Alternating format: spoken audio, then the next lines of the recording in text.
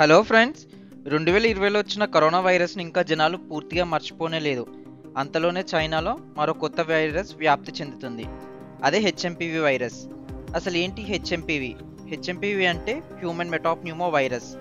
ఈ వైరస్ ఎలా వ్యాప్తి చెందుతుంది, దీని లక్షణాలు ఏంటి, చైనా రెస్పాన్స్ ఏంటి, ఈ వీడియోలో ఇవన్నీ డిస్కస్ చేద్దాం. వీడియోని స్కిప్ చేయకుండా ఎండ్ వరకు చూడండి. ఇంకా మన ఛానల్ నవీన్ దేవరకొండ టాక్ని సబ్స్క్రైబ్ చేయండి. అసలు ఏంటి HMPV virus? US centre for disease and prevention ప్రకారం ఇది ఒక రెస్పిరేటరీ ఇన్ఫెక్షన్. చాలామంది పిల్లలు రెస్పిరేటరీ సంబంధిత ఇన్ఫెక్షన్లతో బాధపడుతున్నారు. అప్పట్లో డచ్ సైంటిస్టులు వాళ్ళ శాంపిల్స్ అన్నీ తీసుకొని ల్యాబ్లో టెస్ట్ చేశారు. ల్యాబ్లో టెస్ట్ చేసి అనలైజ్ చేసి ఇది హెచ్ఎంపివి వైరస్ అని 2001లో మొదటగా కనుక్కున్నారు. ఈ వైరస్ వచ్చిన వాళ్ళకి ఎక్కువ బ్రీతింగ్ అండ్ రెస్పిరేటరీ సమస్యలు వస్తూ ఉంటాయి. అసలు ఈ హెచ్ఎంపివి వైరస్ లక్షణాలు ఏంటో చూద్దాం. హెచ్ఎంపివి వైరస్ ఇన్ఫెక్ట్ అయిన వారిలో కూడా సేమ్ కోవిడ్ లక్షణాలు ఉన్నాయి.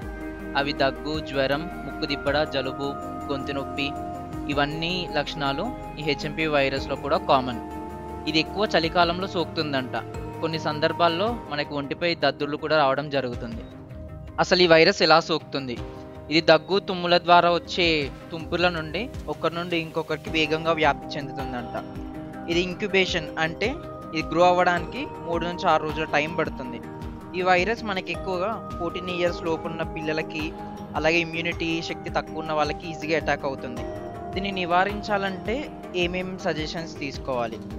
యాజ్ ఆఫ్ నౌ మనకి ఏ టీకాలు కానీ మందులు కానీ అవైలబుల్గా లేవు ఈ హెచ్ఎంపివి వైరస్కి. మనం చేయాల్సిందల్లా రద్దీగా ఉండే ప్రాంతాల్లో తిరగడం అవాయిడ్ చేయాలి. అండ్ అలాగే కోవిడ్లో పాటించినట్టే ముక్కుకి మాస్క్, హ్యాండ్ శానిటైజేషన్ ఇవన్నీ అబ్జర్వ్ చేస్తూ ఉండాలి. చూడాలి మరి చైనా ఈ వైరస్ని ఎలా ఎదుర్కొంటుందని.